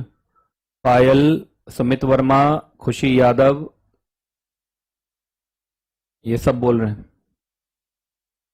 चलिए जी शुरू करते हैं। आ जाओ भाई, नेचर ऑफ इंटेलेक्चुअल प्रॉपर्टी। याद रखिएगा जितने भी आईपीआर होंगे उसका क्या क्या नेचर होता है। एक तो याद रखिएगा वो टेंजिबल प्रॉपर्टी में रहेंगे, लेकिन वो आपके लिए इनटेंजिबल राइट्स देंगे, है ना। आप जानते हैं ना, जो भी जैसे आपने इन्वेंशन किया, तो इन्वेंशन में कोई मशीन इन्वेंट किया होगा, तो मशीन तो टेंजिबल है, लेकिन उसके ऊपर जो पेटेंट मिलेगा that is intangible right, that is intangible right. दूसरा, अगर आपका वो इंटेलेक्चुअल प्रॉपर्टी है तो आपके पास एक राइट आता है कि अगर कोई भी इन्फ्रिंजमेंट करेगा तो आप उसके ऊपर केस कर सकते हैं। लेकिन याद रखिएगा इंटेलेक्चुअल प्रॉपर्टी के अंदर सिर्फ आपको राइट्स ही नहीं मिलते हैं, आपके कुछ ड्यूटीज भी होते हैं जिससे कि सोसाइटी को बेनिफिट पहुंचाना होता है। उसके बाद याद रखिएगा आपको एक ही चीज में एक से ज्यादा राइट भी मिल सकता है। फॉर एग्जाम्पल आपने मालूम चला इन्वेंशन किया, तो इस इन्वेंशन में आपको पेटेंट मिल गया होगा। उसी इनोवेशन में अगर कोई इमेज है तो इस इमेज पे कॉपीराइट भी मिल गया होगा, है ना। तो दोनों चीज मिल गया, आपको पेटेंट भी मिल गया और कॉपीराइट भी मिल गया। बहुत बार डिजाइन आपने बनाया तो डिजाइन ट्रेडमार्क में यूज हुआ तो ट्रेडमार्क भी मिल गया और डिजाइन एक्ट के अंदर डिजाइन भी मिल गया। एग्जॉस्शन ऑफ राइट, याद रखिएगा ये जितने भी आपके इंटेलेक्चुअल प्रॉपर्टी राइट्स आईपीआर आपको मिलेंगे वो एक सीमित समय के लिए मिलेंगे। वो समय खत्म हो गया तो फिर वो आपका राइट खत्म हो जाएगा। डायनामिज्म, आजकल जो है इंटेलेक्चुअल प्रॉपर्टी में नई नई चीजें जुड़ रही हैं, जैसे trademark, copyright, patent, geographical indication एक नया कॉन्सेप्ट है। उसके बाद आजकल ट्रेड सीक्रेट्स, ये सब भी आना शुरू हो गया है ना। अब आइए ट्रिप्स के ऊपर ये क्वेश्चन पूछ देते हैं। ट्रिप्स WTO का है, तो trips agreement intellectual property trade और इंटेलेक्चुअल प्रॉपर्टी ट्रेड डिस्प्यूट को सेटल करने के लिए, है ना, WTO मेंबर को एक फ्रीडम देता है कि वो अपने नेशनल गोल्स को मानते हुए वो चाहे तो एक इंटरनेशनल लेवल पे सब कुछ कर सकते हैं। याद रखिएगा इंटेलेक्चुअल प्रॉपर्टी को किससे जोड़ दिया गया है, ट्रेड से जोड़ दिया गया है। और ये ट्रिप्स आपका आया था उरुग्वे राउंड ऑफ मीटिंग, है ना, WTO का। इन्होंने कॉमन इंटरनेशनल लॉ बनाने की कोशिश की जिससे कि जो ट्रिप्स है, जिससे कि अगर ट्रिप्स को आप मानते हैं तो इंटरनेशनल लेवल पे आपको पूरा कोऑपरेशन मिलेगा इन इंटेलेक्चुअल प्रॉपर्टी राइट्स, है ना। बाकी ट्रिप्स एग्रीमेंट के अंदर फ्लेक्सिबिलिटी दिया हुआ है कि आप आपका जो पब्लिक पॉलिसी है, जो आपका नेशनल गोल है, उसको कंसीडर करते हुए आप ट्रिप्स को मान सकते हैं। ट्रिप्स एग्रीमेंट के अंदर 5 मेन टॉपिक्स हैं। पहला, किस तरीके से जनरल रूल और fundamental ideas of global trading system को अप्लाई किया जाए, मिनिमम प्रोटेक्शन क्राइटेरिया क्या होना चाहिए, कौन सा मैकेनिज्म यूज किया जाए जिससे कि होम कंट्रीज में आप अपने राइट्स को डिफेंड कर सकें, एक इंटरिम फ्रेमवर्क दिया जाए जिससे कि इंटेलेक्चुअल प्रॉपर्टी डिस्प्यूट जो WTO मेंबर्स के बीच में वो खत्म हो, और एक स्पेशल ट्रांजिशनल अरेंजमेंट किया जाए जिससे कि जो कंट्री ट्रिप्स एग्रीमेंट को अपनी कंट्री में इंप्लीमेंट करना चाहती है उसके लिए ट्रांजिशनल अरेंजमेंट किया जाए। वाइपो, जो वाइपो है ये UN का एजेंसी है। याद रखिएगा जो यूनाइटेड नेशन ऑर्गेनाइजेशन ने इंटेलेक्चुअल प्रॉपर्टी के अंदर इनोवेशन लाने के लिए इन्होंने वाइपो बनाया, और वाइपो को फाउंड किया गया था 1970 में। और जो भी मेंबर स्टेट हैं यूएन के, इन लोगों ने आपस में तय किया कि इंटेलेक्चुअल प्रॉपर्टी का प्रोटेक्शन होना चाहिए, इन इंटेलेक्चुअल प्रॉपर्टी में इनोवेशन और क्रिएटिविटी आना चाहिए। 1974 में, मतलब 1970 में फाउंड किया गया था, पर 1974 में इसको यूएन का स्पेशलाइज्ड एजेंसी का दर्जा मिल गया। वाइपो का मेन ऑफिस जिनेवा में है और ये एक fair and open world wide intellectual property system लाता है, जिससे कि innovation, creativity, economic growth, general welfare को एनकरेजमेंट मिले। और 1996 में इन WTO मेंबर कंट्रीज ने कोऑपरेटिव एग्रीमेंट साइन किया और वाइपो के मैंडेट को इन लोगों ने एनलार्ज कर दिया। इंडस्ट्रियल प्रॉपर्टी जब वर्ड बोलते हैं तो बहुत सारे लोगों को लगता है कि इसके अंदर मूवेबल प्रॉपर्टी या इमूवेबल आएंगे, नहीं। जब इंडस्ट्रियल प्रॉपर्टी बोलते हैं तो इसका मतलब एक इंटेलेक्चुअल प्रॉपर्टी है जो कि क्रिएशन ऑफ ह्यूमन माइंड है, जैसे इन्वेंशंस हैं, trademark, service mark, commercial name, designation, उसके बाद patent, trademark, service mark, trade name, utility models, industrial design, indication of source, ये सब को इंडस्ट्रियल प्रॉपर्टी माना जाता है। तो जब आप इंडस्ट्रियल प्रॉपर्टी बोलेंगे तो दैट बिकम्स द IPR। ये बहुत इंपॉर्टेंट है। साइंस के लिए कुछ चीजें इन्वेंशन हो सकती हैं, पर पेटेंट्स एक्ट के लिए कुछ चीजें इन्वेंशन नहीं मानी जाती है, मतलब इन सब में पेटेंट नहीं मिलेगा। These are the inventions which can not be patented. ये एग्जाम में बहुत आता है और याद रखिएगा ये चार्जिंग सेक्शन ही है, सेक्शन नंबर 3 है पेटेंट्स एक्ट का। पहला, मालूम चलो कोई भी ऐसा इन्वेंशन जो प्रिविलेज है और मालूम चला जो वेल स्टैब्लिश्ड नेचुरल चीजें हैं उसके खिलाफ आप काम करके दिखा रहे हैं, तो दैट बिकम्स द ऐसा इन्वेंशन जिसको पेटेंट नहीं किया जा सकता। दूसरा, मालूम चला कोई भी ऐसा इन्वेंशन जो पब्लिक ऑर्डर, मोरालिटी के खिलाफ है या जिससे human, animal, plant life, flora, fauna, environment इनको नुकसान पहुंच सकता है। सिर्फ डिस्कवरी में कभी डिस्कवरी और इन्वेंशन अलग अलग चीजें होती हैं। मालूम चला चीजें पहले से मालूम थी, बस उसी का न्यू फॉर्म बना के दे दिया, है ना, सिर्फ डिस्कवरी कर दिया, है ना, नोन प्रोसेस का सिर्फ एक नया यूज दिखा दिया, इन सब में आपको पेटेंट नहीं मिलेगा। आपने क्या किया, दो या दो से ज्यादा चीजों को मिक्स करके एक नई चीज बना दी, उसमें भी मिक्सचर में भी आपको पेटेंट नहीं मिलेगा। मालूम चला duplication of known devices, mayor सिर्फ उसको रीअरेंज कर दिया, उन सब में भी आपको पेटेंट नहीं मिलेगा। एग्रीकल्चर, हॉर्टिकल्चर में नहीं मिलता है पेटेंट। उसके बाद कोई भी मेडिसिनल, सर्जिकल, क्यूरेटिव और जो भी डायग्नोस्टिक, थेरेपेटिक ह्यूमन बीइंग का ट्रीटमेंट होना है, एनिमल का ट्रीटमेंट होना है, तो ट्रीटमेंट के प्रोसेस में पेटेंट नहीं मिलेगा। प्लांट एंड एनिमल, सिर्फ माइक्रो ऑर्गेनिज्म को छोड़ के इन सब में भी पेटेंट नहीं मिलेगा। मैथमेटिकल और बिजनेस मैथड, कंप्यूटर प्रोग्राम, आपको मालूम होगा इसमें आपको कॉपीराइट मिलता है। Literary, dramatic, musical, artistic work, इन सब में आपको कॉपीराइट मिलता है। एस्थेटिक वाले में आपको डिजाइन मिलता है। उसके बाद कोई भी मेंटल एक्ट या मेथड ऑफ प्लेइंग गेम हो गया, इन सब में कॉपीराइट मिलेगा। Presentation of information, topography of integrated circuits, कोई ट्रेडिशनल नॉलेज है उसमें नहीं, और एटॉमिक एनर्जी से जुड़ा हुआ जो इन्वेंशन है उसके अंदर नहीं। इन सब में आपको क्या नहीं मिलेगा, आपको पेटेंट नहीं मिलेगा। पेटेंट ऑफ एडिशन में यह है कि आपको पेटेंट मिला हुआ है, अब उस पेटेंट में इंप्रूवमेंट और मॉडिफिकेशन का राइट भी आप अपने पास ही चाहते हैं। इंप्रूवमेंट और मॉडिफिकेशन का राइट तो सेक्शन 54 कहता है कि आराम से आपको पेटेंट ऑफ एडिशन मिल सकता है। पेटेंट ऑफ एडिशन का टर्म उतना ही रहेगा जो मेन इन्वेंशन के ऊपर जितना पेटेंट का टर्म है वही आपका पेटेंट ऑफ एडिशन का भी टर्म रहेगा।